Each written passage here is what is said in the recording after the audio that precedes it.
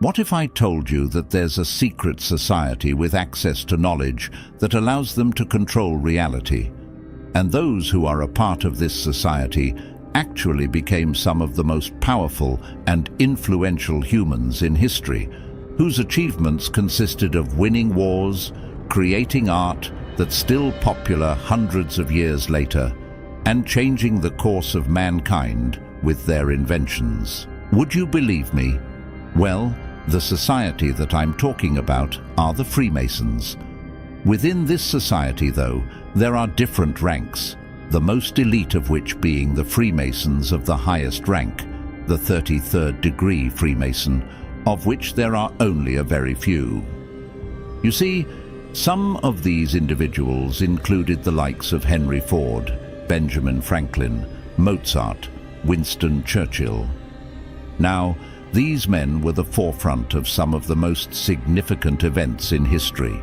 So the question to ask now is this: how were some of the most powerful individuals in history all part of the same organization, the same group?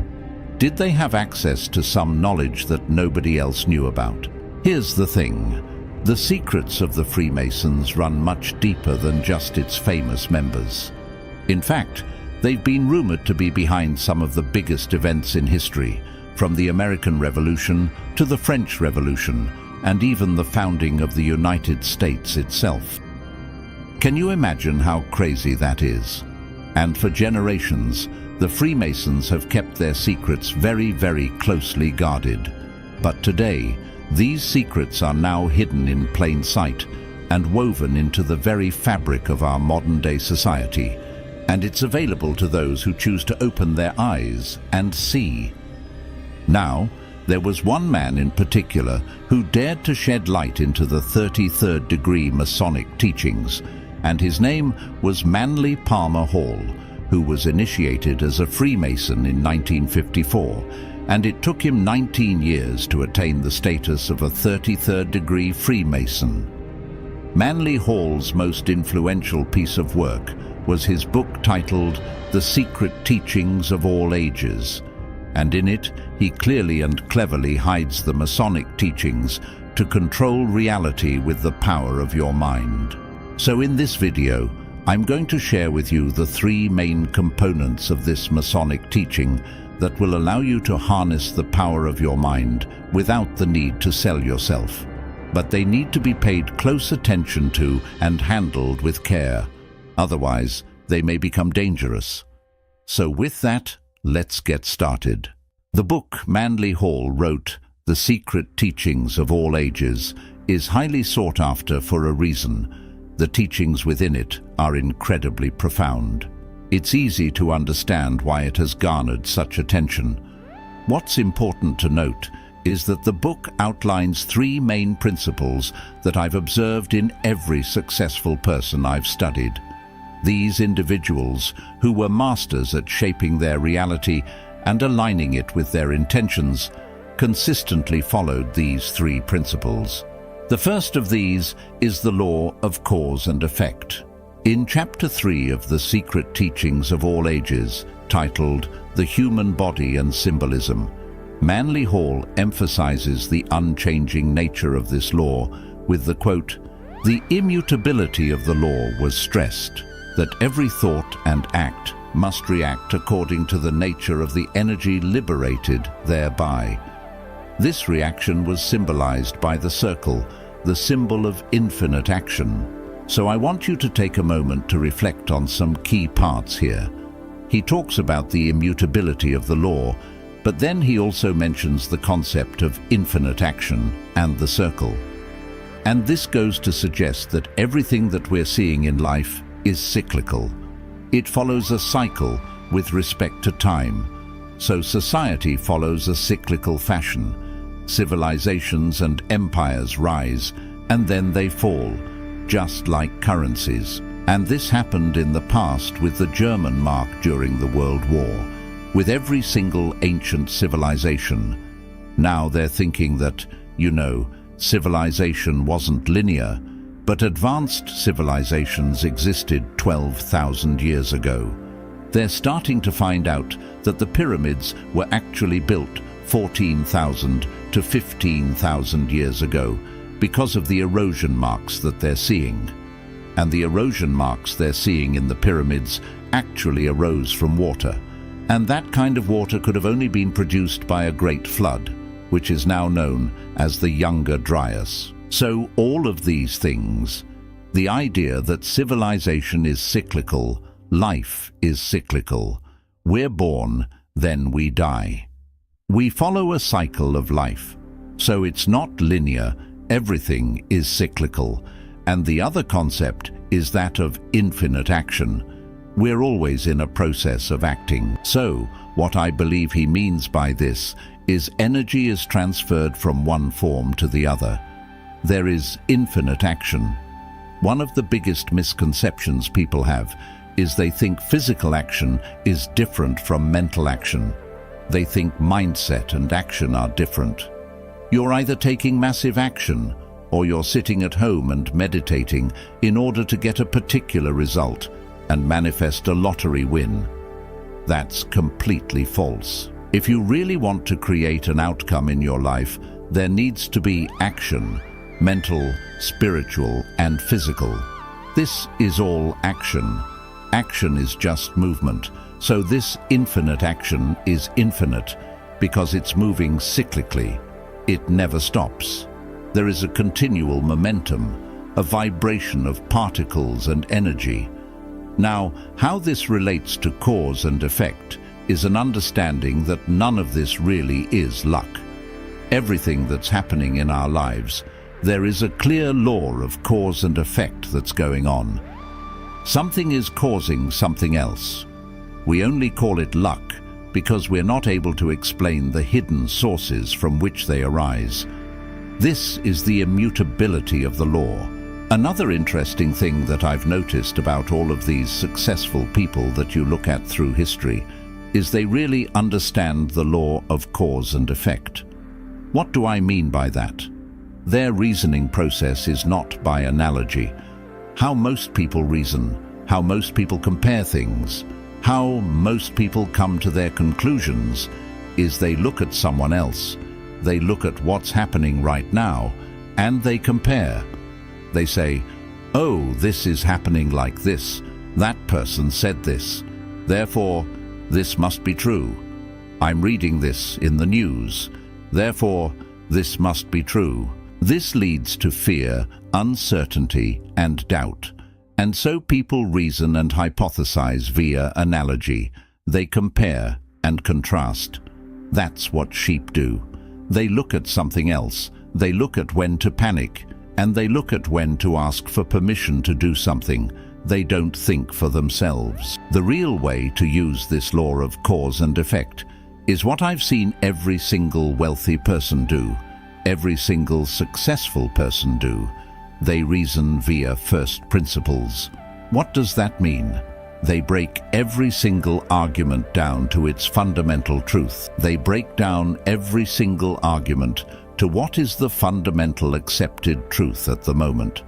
So if you hear something, it's not necessarily true. Why would someone say that? You're basically asking why until you get to the root source of why this is happening. When you learn to reason via first principles, you immediately become a creator of your reality. Becoming a creator of your reality and learning to create reality. The most fundamental quality that's required is you being authentic. You being unique. You're not following someone else's path. The moment you start to compare with someone and contrast with someone, you say, oh, this person's running ads, and this person's doing YouTube, therefore I should do it, therefore I should do that. No. What's your own unique path? Can you reason via first principles why one method would work and why one wouldn't? When was the last time you just took some time to sit down and think about why things are the way they are? You haven't, right? So a lot of people don't do that. They don't sit down and really think about why things are the way they are. The key thing is, You have to understand this first law. You have to understand what the real causes are. What are the hidden causes that are causing all the effects that we're seeing? Everything that you see manifested in physical reality is but an effect. This leads very, very well into the second law, the law of spirit. And I'm going to explain to you exactly what that means. The second law that is absolutely crucial to understand if you want to be a creator of your reality is the law of spirit that he talks about in the book. And the quote goes like this. This is in chapter 12, Pythagorean Mathematics. And this is what he says. The universe is made up of successive gradations of good. These gradations ascend from matter, which is the least degree of good, to spirit, which is the greatest degree of good. In man, the three spheres of his threefold nature merge into a single unit, making him a single living soul. The importance of this quote is as follows. I believe this comes from Hermetic teachings, where Hermes Trismegistus, known as the greatest god of all time, who existed 5,000 years before the Common Era, I believe, in the Emerald Tablet talks about the three different planes of existence. He talks about how the least and most gross form of existence is the physical dimension. A level above that is the mental dimension. And the third level above that is the spiritual dimension. Hermes was known as Hermes Trismegistus, and Trismegistus translates to thrice greatest, meaning he's mastered all these three planes of existence. Manly Hall says how the least degree of good is matter, and the greatest degree of good is spirit. So I want you to take a moment to think about why he would say something like that. This is why the ancient yogis believe something like this too. They believe that the most gross form, which is matter, is influenced by the most subtle form, which is nothingness, and everything evolved out of nothingness. They believed that the universe, this world as we perceive it right now, evolved from nothingness. This nothingness became energy. This energy evolved into awareness. Awareness then evolved into consciousness. It started to become aware of itself. Consciousness. It became conscious of itself. This consciousness, there started to be movements within consciousness. And this movement within consciousness is called the mind. It's called thought. And this mind then created the body. If you look at placebo effects right now, your body literally has the ability to cure cancer, right? It has the ability to cure all sorts of ailments that you would have never imagined without any outside intervention. This is the technology. There are quantum computers that can't replicate the functions of human bodies yet. That's how sophisticated this system is. The mind is the doing of all of this. So in order to influence the body, we have to tap into the subtler dimensions of life. And this is exactly what he means by this quote.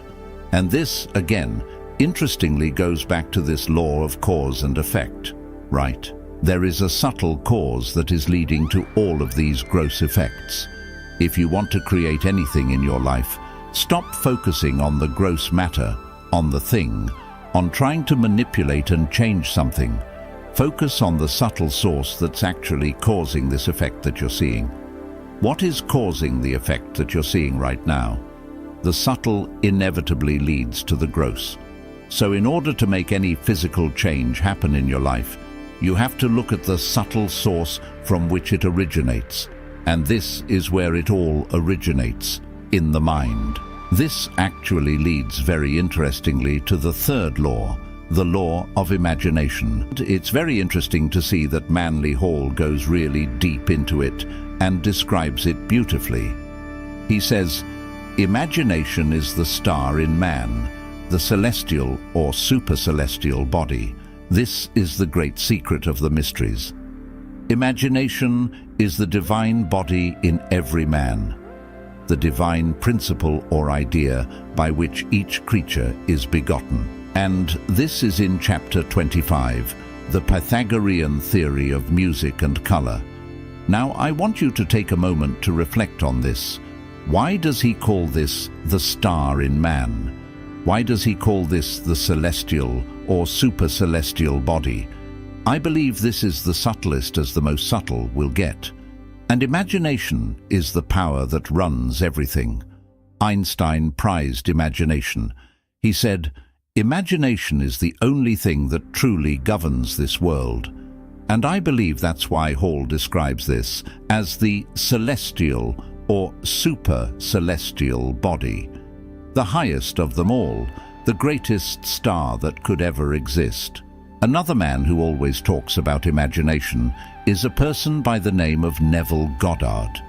He was a 19th century philosopher, and Neville Goddard mentions imagination and awareness to be the most powerful of them all. And remember, in principle number 2, I talked about the concept of awareness and how the yogis believed that that's how it evolved. From nothingness to energy, to awareness, to consciousness, mind and body. Awareness in conjunction with imagination has the power to completely rule your life. The only form of visualization, though, that becomes very, very powerful is creative visualization. Now, there's a reason why they talk about imagination, because imagination has connotations of creativity. Creativity connotes the heart. If you simply picture something in your mind's eye, it has no effect. You're simply picturing. There's a difference between imagining and picturing. Neville Goddard always talks about visualizing, thinking feelingly. So when you visualize creatively anything that you want in your life, and you project it in your mind's eye, then you're automatically invoking two of the most necessary components of manifestation and reality creation. This involves the heart and the mind. In everything that you do, both your heart and mind, if they're in a single congruent line. For example, let's say you want a job, and you really feel good about getting that job, and it makes you feel great. Then the probability that you will get that job is a lot higher. If you want to grow your business revenue, if you think about it and you feel the associated feelings of what it would be like to get that job, and you live from the end, the probability that you will get it is a lot higher. Because now you're manipulating the subtler dimensions of energy, which is what I believe every single successful person, every single one of these Freemasons that you've seen, that's what they do so effectively. So if you practice creative visualization for the next 30 days, you will begin to see changes happen in your reality like never before. What Neville Goddard talks about is practicing creative visualization as you fall asleep before bed every single night. This also invokes your subconscious mind to completely absorb it. So your conscious and the subconscious mind, again, the mind and the heart, when they work in conjunction with each other, only then do you unlock the power of reality creation. So, this is what I want you to do for the next 30 days. Pick one goal that you want to create in your life, that you want to accomplish. It could be something really big, or it could be something really small. Don't judge it. Don't make it too unrealistic, obviously, but lean over the edge without falling off. What does that mean? Make it large and somewhat believable, but also somewhat uncomfortable outside of your comfort zone.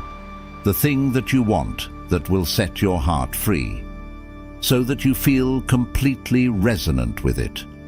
Pick that goal and visualize different instances of that goal being achieved. What does your life look like after that goal has been achieved? And do that as you fall asleep every single night. I want you to commit to that and do that. And once you do, I hope you'll begin to see changes. But really, the principle I want you to take away from this is creative visualization involving both your heart and your mind, thinking feelingly. Now, I believe one of the most powerful ways in which you can make a permanent shift in your life is by influencing the subtle. What's the most subtle cause that you can tap into right now? What's the most subtle thing that we're not even aware of? They say, in life we question all the beliefs, except the beliefs we're deeply identified with. And those are the beliefs that run our lives. The thing that we will never question is our identity. Once you learn how to shift your identity from the very, very core, and you become a completely different person, a completely new person, you experience a completely new reality. Thank you for watching. Subscribe for more videos like this.